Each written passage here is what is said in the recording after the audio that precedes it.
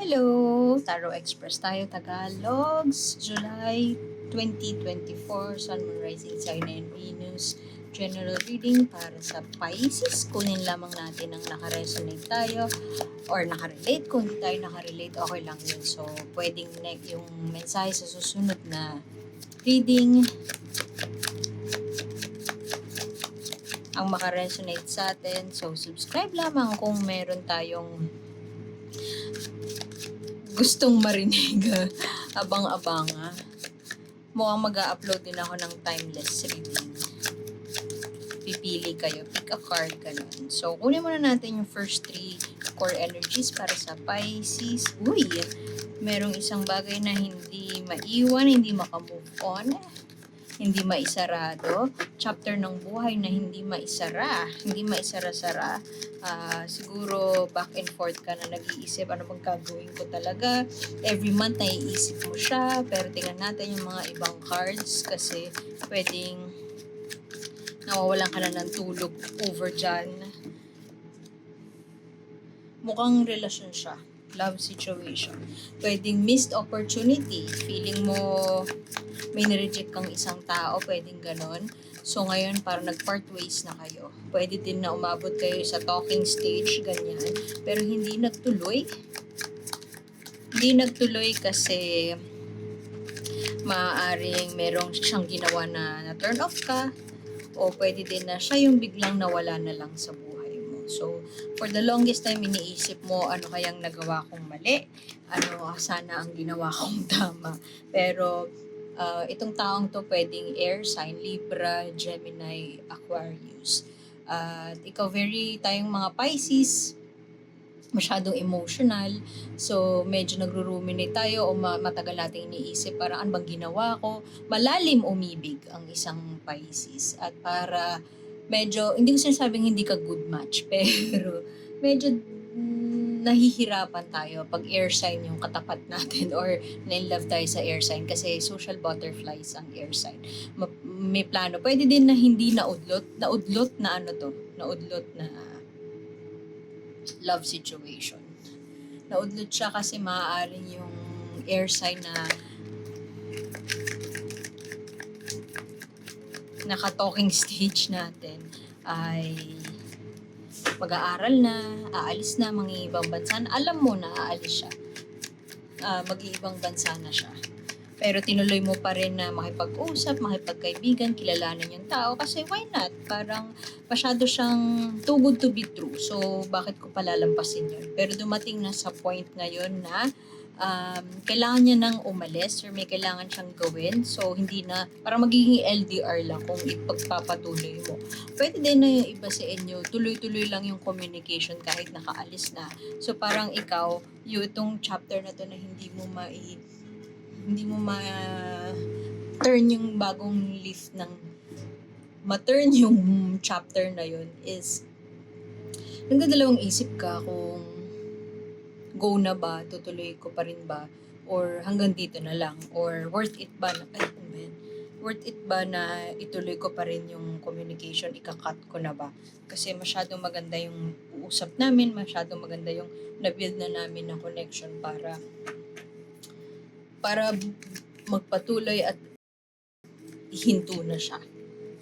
So, ayan o, parang tatakbo. May happiness around it.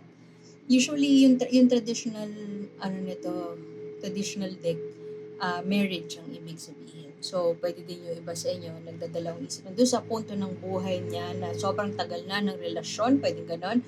Pwedeng sobrang tagal na rin ng pag-uusap, sobrang tagal na ng talking stage, pero hindi ka sure kung i-aano mo na ba, i-level up mo na ba, o alam mo yung stage na hindi lahat nakaka-experience ng beauty ng ganung stage eh. Yung stage na masyadong sagrado kung ano yung meron kami. So anything more than that, let's say kasal, sisirain lang niya yung kung ano yung ganda ng meron kami.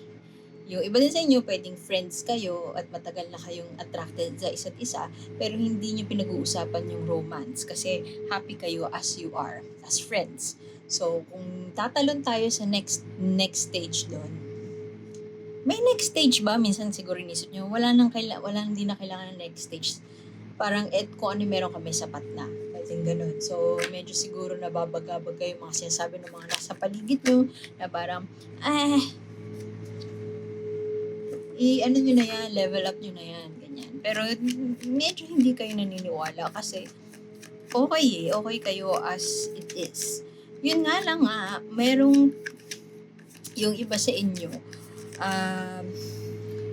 medyo ginagaslight na yung sarili. Alam mo yun, let's say LDR, no? Tapos, nakita mo meron siyang, sa pictures, nakita mo sa social media na may kasama siyang iba. Pwedeng sinasabi niya sa'yo, wala lang yun. Pero may ibang kutob. So, ikaw naman, pinaniniwalaan mo siya. Para maging magkasama tong dalawang to, it doesn't look nice. Kasi, merong tao na just doing their own thing without you knowing it. So, siguro kasi wala naman label. Wala naman label yung relasyon nyo.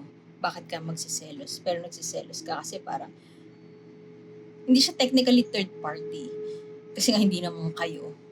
Pero, nasaktan ka. I mean, kung assuming na parang kayo, meron kayong unwritten understanding, mutual understanding. Bordering cheating na yun. Pwede din na yung iba sa inyo na nakalagpas na dun sa chapter na yun. Pero parang biglang nagkaplano, may something na gagawin niya sa life niya na hindi naman nakwento in the past. So parang ikaw, part of you, bakit hindi mo sinabi sa akin? Pero part of you din, iniisip mo, hindi niya naman kailangan sabihin kasi hindi naman kami. So, gano'n. Yung iba sa inyo, gano'n yung scenario. Yung iba naman is, ayun nga, hindi mo masabi, hindi makaamin ng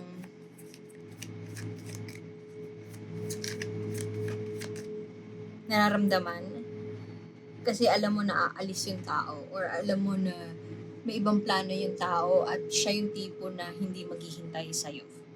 So, ayaw mong sirain yung kung ano yung meron kayo. So, hindi ka na lang aamin. Ganun. Pwedeng mag-aaral siya.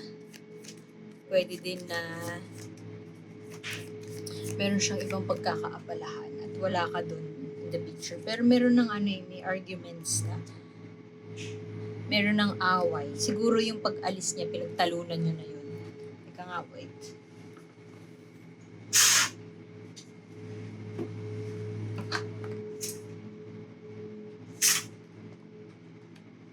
Masyadong maliwanag. So, pinagtalunan niyo na siya dati pa. Pero, alam mo na kahit anong sabihin mo, kahit gaano kalakas yung meron kayo, hindi kanya pipiliin kasi meron siyang ibang plano sa buhay. Masyado siyang, kumbaga sa babae, strong, independent, siya, thinker, ganyan. May plano na siya in life. Parang, ayun, tingnan mo yung bird, nakatingin siya in another direction at meron siyang ibang pinaplano in life na hindi ka kasama Masyado lang talagang siyang independent at meron siyang sariling plano para sa sarili niya. So, yung iba sa inyo, ang feeling niya is napag-iwanan or iniwan or hindi consider sa plano, feeling betrayed, feeling cheated on. Siguro kung wala mang tao na involved, third party na involved, hindi naman kailangang tao yun yung third party. Pwedeng, yun nga, plano in life na outside doon sa connection na meron kayong dalawa. Itong dalawa naman na to, para maging magkasama to, hindi din siya healthy. May pag-aaway na, conflict, failure, rejection. Ganun siya. So, siguro yung partner nyo or itong kung sino mang katoking mo, kung sino mang tong taong to na iniisip mo ngayon, meron siyang plano in life na ang dating sa'yo hindi ka kasama sa plano. And parang feeling mo, gusto mo nang kumawala, gusto mo nang umalis doon, pero parang feeling mo,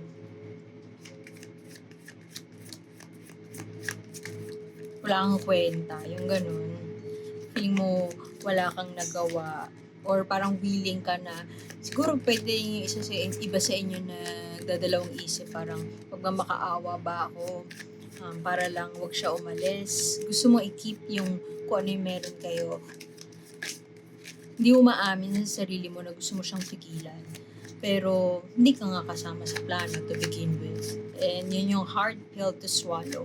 Mukhang matagal nang nangyayari to. Matagal na kayong may connection ng tao na to. Pero merong parang tampo na parang feeling mo hindi mo nagawa lahat ng dapat mong gawin.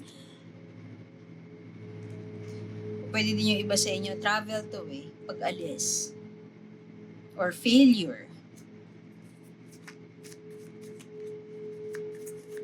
Gusto mo siyang sundan. Tingnan mo, alis siya, pero mosquito lang yung sinasakyan niya. Wala siyang enough resources para makasunod, para makaalis dun sa rock, dun sa parang nakulong ka, ganun.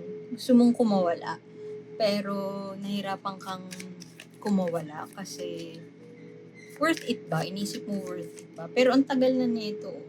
Pwede din matagal na kayong magkarelasyon, tapos hindi pa rin kayo kasal. Matagal na kayo live-in, pero gusto mo siyang pakasalan, pero hindi ka sure kung pipiliin ka niya. Kasi mukhang sa tansya mo,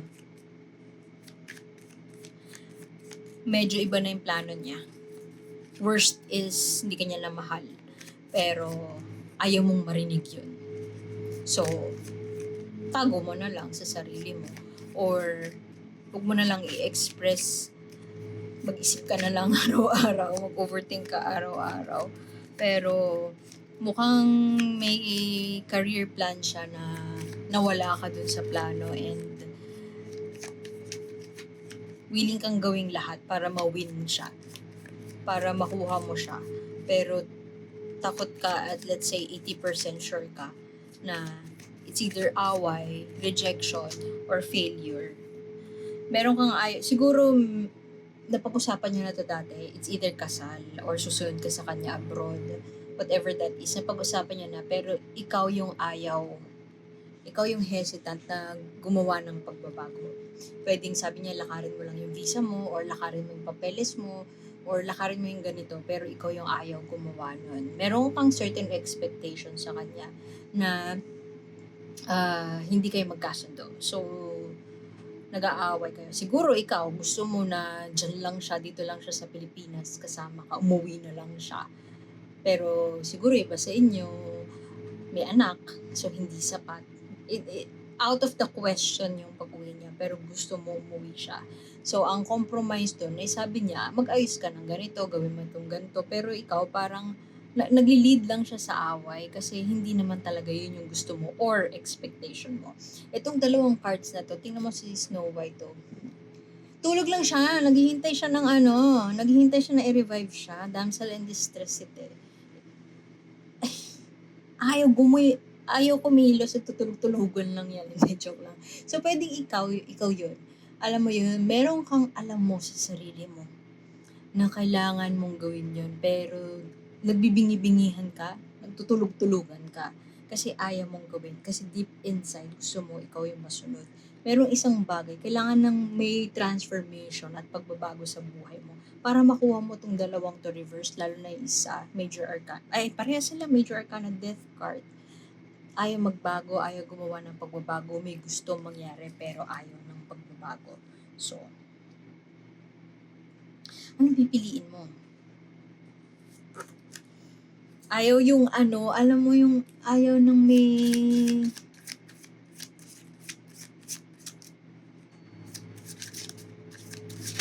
ayaw gumawa ng bago, ayaw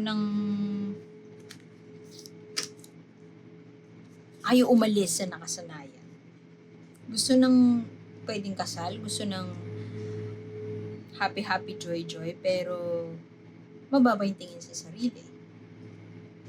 So, doon na lang umiikot yung mundo niya. Pwede ikaw to Pisces. Doon na lang umiikot yung mundo niya. Tapos kada galaw nung lover mo, susundan mo, titingnan mo, ikakahon mo siya.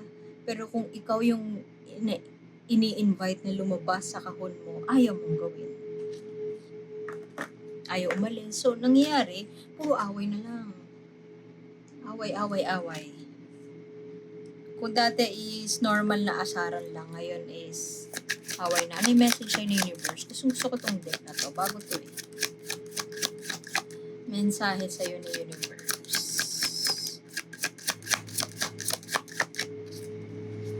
Tandaan mo, king to. I don't feel like ikaw to. Looking to the future, planning for the future. King to. King.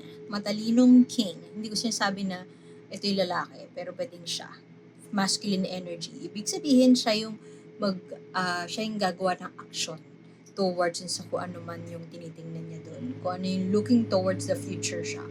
So, pwedeng yung iba sa inyo, karamihan sa inyo ng Pisces, on the verge na of calling it quits. Parang hindi ako maka-keep up sa kanya, hindi ako makasunod sa mga plano niya. So, might as well parang i-let go ko na lang siya. Maaring na nandun kayo sa idea na yun ngayon. Meron isang nakalabas, pero hindi siya tumalon, so hindi natin kukunin. Mensahe para kay Pisces. Ayun. Ano ba yun? Oh, bring on the attitude. Babayaga. Ito ang OG ng witch, monster world, si Babayaga. Yung, ang message nito is, do no harm, take no shit. You've been taking shit for so long, and dahil take ng shit, nagtatranslate siya into words na does harm to others. Ang mga babae, pag tumatanda, they have a spine like steel, like si Babayaga. And nahubog ng panahon. Hindi na sila magpe-play nice. They won't play nice para lang maging ahead of the game. Instead, they have that independence and yung strength. Ima-master nila yon para mag-move forward sa life. So, tingnan natin kung ano yung mga ginagawa natin lately, Pisces. Kung yung mga salita ba na pinapakawalan natin ay nakabubuti para sa lahat o ito ba ay to bring down others. So, yung magic spell mo ba ay para sa ikabubuti ng lahat o para sa ikakasira ng relasyon. So, iwan ko na yun doon. Salamat, Pisces. And see you. Like, share, subscribe lang. See you next month para makita nyo agad yung bagong upload. So, thank you. Bye-bye.